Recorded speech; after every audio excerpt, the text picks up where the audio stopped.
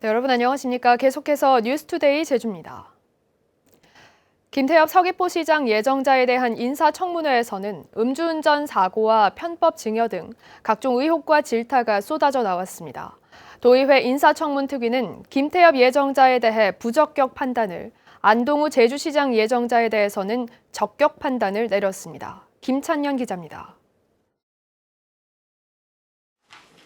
서귀포시 부시장에서 퇴임한 지 6개월 만에 시장 후보자로 청문회장에 선 김태엽 예정자.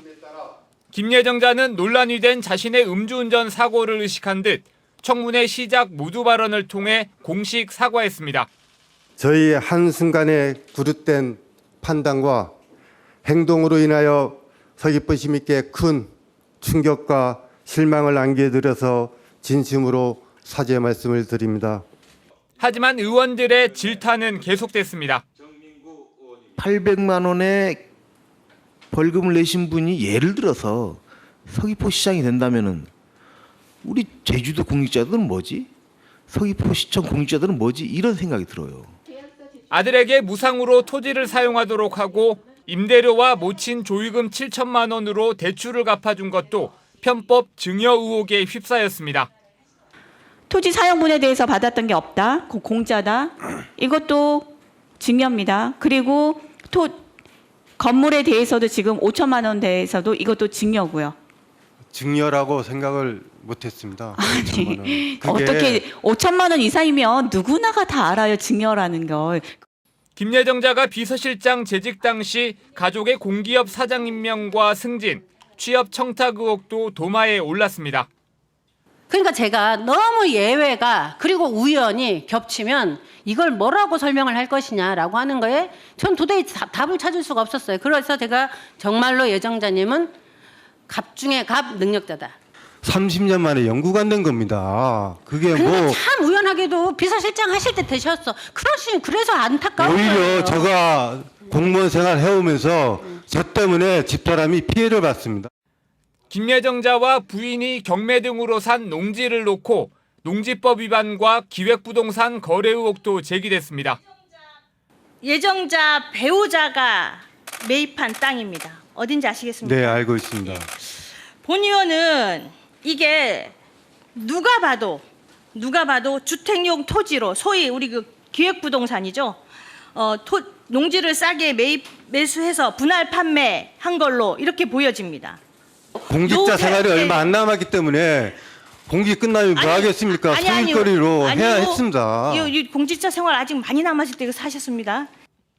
서귀포 지역구 출신 청문위원들은 김 예정자를 지나치게 감싸거나 질의 시간을 지역구 민원 챙기기에 이용해 눈살을 찌푸리게 했습니다.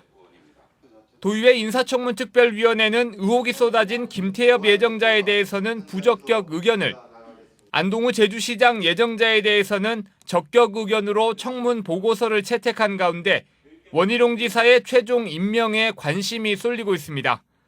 MBC 뉴스 김찬년입니다. 민선 7기 원희룡 지사가 취임한 지 2년이 지났습니다. 원 지사의 공약을 점검하는 기획뉴스를 마련했는데요. 오늘은 첫 순서로 갈등 관리와 공동체 회복 문제를 짚어보겠습니다. 오승철 기자가 보도합니다. 제주 해군기지 건설 과정에서 군과 주민, 행정과 주민, 그리고 주민과 주민 사이의 갈등이 극에 달했던 서귀포시 강정마을. 원희룡 지사는 민선 6기에 이어 민선 7기에도 강정마을의 지역 공동체 회복을 주요 공약으로 내세웠습니다. 강정마을 주민들의 갈등을 해소하고 강정마을 공동체 회복을 위해 최선을 다하겠습니다. 하지만 지금까지 추진된 사업을 보면 마을 커뮤니티 센터와 보건지소 건립, 태양광 발전단지 수성 등 대부분 인프라 구축과 수익사업 지원에 치우쳐 있습니다. 오히려 돈만 쏟아붓는 지역 발전 사업 때문에 또 다른 갈등이 우려되는 실정입니다. 정부가 아니면 제주도정이 이러이러한 것들이 잘못된 것을 진솔하게 사과하고 그런 것들을 앞으로 풀어나가는 노력들, 뭐 돈이면 다 된다는 게 돈도 마찬가지예요. 돈도 서로 그것이 가진 자들에게만 혜택이 돌아가고 있지. 제주 제2공항도 비슷합니다. 도민 주도로 건설하겠다며 경제적 파급 효과만 강조하고 공항 운영권 참여에만 매달린 사이 찬반 주민 간의 갈등은 고조되고 도민의 자기 결정권을 박탈당했다는 거센 저항에 부딪혔습니다. 결국 도의회가 나서 공론화 절차를 진행하는 상황까지 이르렀습니다. 도민 주권 관점에서 그 이야기한 겁니다.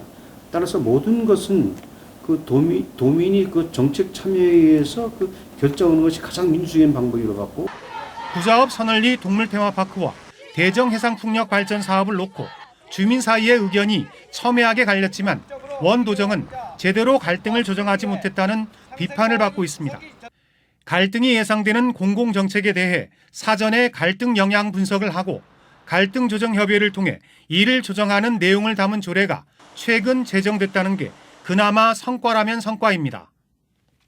기본적으로는 전문가, 시민단체, 주민이 먼저 선제적으로 합의하고 소통하기 위한 노력을 하기 위한 그러한 장을 잘 만들어주는 게 굉장히 중요한데 최근 몇 년 동안 제주 지역 사회는 갈등 관리의 중요성을 뼈저리게 느낀 만큼 조례 취지에 맞게 전문 인력과 전담 부서를 꾸리는 등 원도정이 의지를 보여줄 때입니다.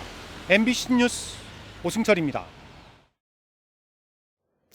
관광개발사업과 투자진흥지구의 투자 실적이 부진한 것으로 나타났습니다. 제주도가 관광개발사업과 투자진흥지구 사업장 60곳을 모두 조사한 결과 지난해 말 기준 투자 실적은 17조 9천억 원으로 계획의 64%에 그쳤고 고용 실적도 6개월 전보다 3천여 명 줄어든 9천여 명으로 계획 대비 29%에 불과했습니다. 제주도는 지난해 사업기간이 종료됐지만 투자 실적이 40%에 그친 부영랜드에 대해 지정 해제를 진행하고 고용이 저조한 사업장 5곳도 지정 해제할 계획입니다. 20대 국회에서 실패한 제주 4.3 특별법 개정 문제를 시급하게 해결하기 위한 국회 토론회가 열렸는데요. 국회 원구성을 둘러싼 여야 갈등이 파국으로 치달으면서 4.3 특별법 개정도 낙관할 수만은 없게 됐습니다. 현재훈 기자가 보도합니다. 제주 출신 국회의원과 4.3 유족회가 공동으로 마련한 4.3 특별법 개정 방향과 입법 전략 토론회. 오영훈 민주당 의원이 마련한 4.3 특별법 개정안에는 희생자 배보상 기준을 명시한 것이 20대 법안과 가장 큰 차이점입니다. 보상금의 경우 한국전쟁 전후 민간인 집단 희생 사건에서 법원 판결로 희생자와 유족들에게 지급된 위자료의 평균치를 기준으로 지급하는 방안을 반영했습니다. 또 군사재판 무효화 조치와 범죄 기록 삭제, 행방불명자에 대한 사망신고 간소화, 그리고 4.3 희생자와 유족에 대한 명예훼손 시 벌칙 조항도 담겼습니다.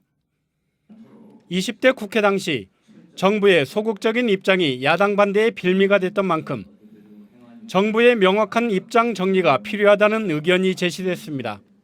이 부분은 국정과제에 포함된 공약임과 동시에 대통령께서 2번 제주도를 방문해서 보다 더 강화된 형태로의 약속을 해주셨기 때문에 좀 미적미적하는 정부는 사실은 직무를 유기하는 거지요. 4.3 특별법 개정안의 공감대 형성을 위해 여야 공동의 법안 발의가 필요하지만 현재의 갈등 국면에서 야당 협조를 기대하기는 쉽지 않습니다. 과거사법 개정에 따라 야당이 다른 지방 과거사 사건과 연계 처리를 고수할 경우 4.3 특별법 처리는 늦어질 수밖에 없습니다. 미래통합당은 과거사 문제 밝히는 것에서 기본적으로 체질적으로 반대하는 입장입니다. 그런 데서 이 야당을 어떻게 이해시켜 나가느냐, 이것은 국민의 힘으로, 도민의 힘으로밖에 밀어붙일 수가 없다는 것입니다. 내년 하반기부터는 정치권이 대선 국면에 돌입하는 상황에서 올해 안에 국회 통과가 안 될 경우 문재인 정부 임기 내 법안 처리는 불투명한 상황이어서 정부 여당의 특단의 대책이 필요합니다. MBC 뉴스 현재훈입니다. 제주 시내 도심 한복판에서 20여 년 전 발생한 변호사 피살 사건이 조직폭력배들이 저지른 청부살인이라는 주장이 제기돼 파장이 커지고 있는데요. 경찰이 사건 발생 21년 만에 관련자의 국내 송환을 추진하는 등 본격적인 재수사에 착수했습니다. 조인호 기자입니다. 지난 1999년 발생한 이승용 변호사 피살 사건을 저질렀다며 주장하고 나선 사람은 도내 폭력 조직인 유탁파의 행동대장 53살 김모 씨입니다. 김 씨는 유탁파의 두목인 백모 씨가 누군가로부터 부탁을 받은 뒤 자신에게 이 변호사를 혼내주라고 명령해 동료인 손모 씨에게 범행을 지시했다고 주장했습니다. 당시 수사를 담당했던 경찰 관계자는 김 씨가 언론에 보도되지 않은 내용까지 구체적으로 증언했다고 밝혔습니다. 상처를 보지 않으면은 모르는 정도로 유사하게 그렸고, 그 당시에 우리 할 때 그 가로등이 꺼져 있었어요, 꺼져. 근데 그 제보자는 어두웠다고 한 것이 부합이 되고. 이에 따라 경찰은 6,000페이지 분량의 당시 수사 자료와 함께 김 씨의 증언이 담긴 4시간 분량의 동영상 파일을 분석하고 있습니다. 특히 현재 캄보디아에 체류 중인 것으로 알려진 김 씨를 국내로 송환해 직접 조사할 계획입니다.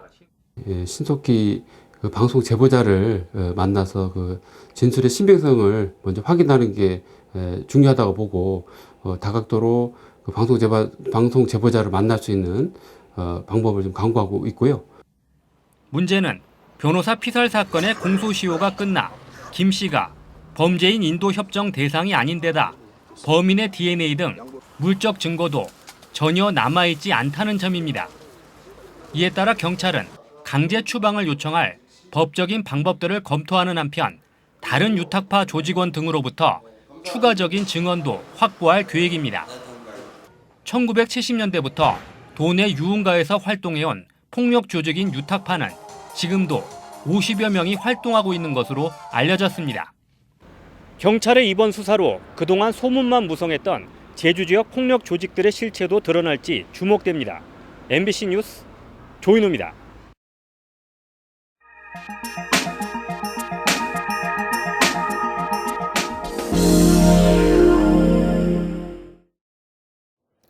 코로나19 사태로 올해 10월 구미에서 열릴 예정이던 전국체전 개최가 불투명해졌습니다. 전국체전 성적으로 대학에 진학을 하거나 실업팀에 들어가려던 고3 학생들은 기회를 잃을까 걱정하고 있는데요. 코로나 방역도 해야 하고 선의의 피해도 줄이려다 보니 지자체와 정부의 고민은 깊어지고 있습니다. 대구 MBC 양관희 기자가 보도합니다.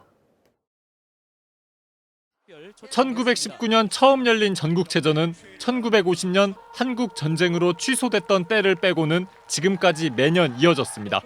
올해 101회 전국체전은 코로나19 사태로 열리지 않을 가능성이 커졌습니다. 개최 예정지인 경상북도는 2024년까지 개최지로 결정된 도시들이 모두 1년씩 연기해 줄 것을 요구하고 있습니다.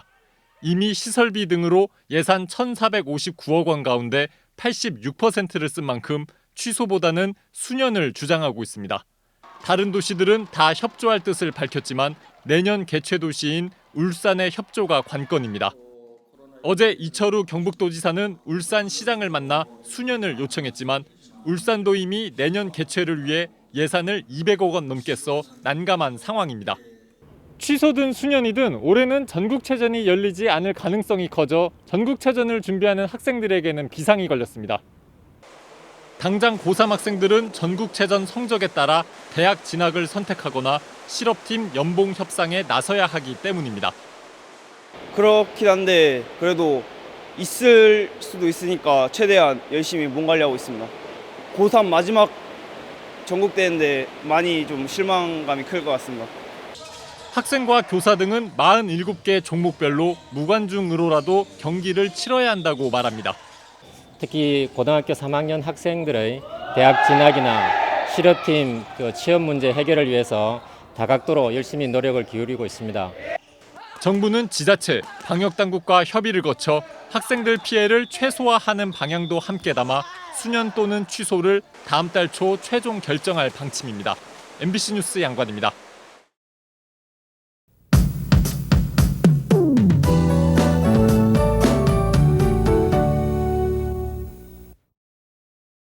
어제는 강한 비바람이 몰아쳤습니다. 어제부터 지금까지 한라산 삼각봉에는 무려 253.5mm의 강우량을 기록했는데요. 호우특보는 현재 모두 해제된 상태고요. 강풍특보는 경보에서 주의보로 변경돼 발효 중입니다. 바람은 계속해서 강하게 불고 있는데요. 오전까지 소형 태풍급인 최대 초속 16m의 매우 강한 바람이 불겠습니다. 강풍특보는 오후가 되면 해제될 걸로 보이고요. 오전까지 산지와 북서부 지역을 중심으로는 빗방울이 떨어지는 곳이 있겠습니다. 강풍과 비 피해 입지 않도록 대비 철저히 해주시기 바랍니다. 오후부터는 점차 구름 많겠고요. 내일은 대체로 맑은 날씨를 보이겠습니다. 오늘 아침 중산간과 산간도로를 중심으로는 낮은 구름대로 인해 가시거리가 짧겠는데요. 출근길 안전운전 하시기 바랍니다. 다음은 자세한 지역별 날씨입니다. 현재 기온 북부와 동부가 22도, 서부와 남부가 21도를 보이고 있습니다. 낮 최고 기온은 남부와 동부가 26도, 북부 25도, 서부 24도로 어제보다 약간 낮겠습니다. 오늘 도서 지역엔 강풍특보가 발효 중인 가운데 대체로 흐리겠고요. 현재 기온 21도 선에서 출발하고 있습니다. 현재 대부분 해상에 풍랑주의보가 발효 중인 가운데 바람이 매우 강하게 불겠고요. 바다의 물결은 3에서 5m로 매우 높게 일겠습니다. 발효 중인 특보는 오늘 밤에 해제될 걸로 예상되는데요. 항해나 조업하는 선박은 주의하시기 바랍니다. 오늘 아침 제주공항에는 윈드시어와 강풍특보가 발효 중입니다. 강한 바람으로 인해서 항공기 운항에 차질이 있을 수 있는 만큼 항공편 운항 정보를 다시 한번 확인해 주시기 바랍니다.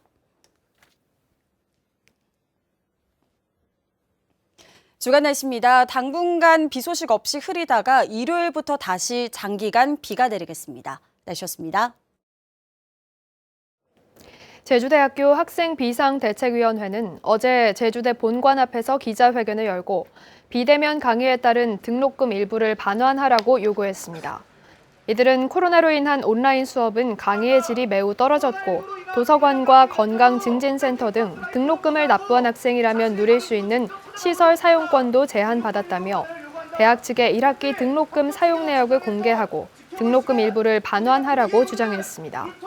이에 대해 대학 측은 타 대학 사례를 고려하고 학생들의 요구사항에 대해 의논 중이라며 학생들의 입장을 이해하고 대응하겠다고 밝혔습니다. 제주소방서는 지난 18일 발생한 제주시 화북동 타이어 창고 화재 현장에서 화재 진압에 기여한 이승헌 씨와 고용빈 씨 등 2명에게 소방활동 유공 민간인 표창을 수여했습니다. 이들은 화재가 건물 전체로 번질 수 있는 상황에서 신속하게 굴착기를 화재 현장으로 출동시킨 뒤 진압 활동에 참여해 불이 더 이상 번지는 것을 막았습니다. 뉴스투데이 제주를 마치겠습니다. 시청해주신 여러분 고맙습니다.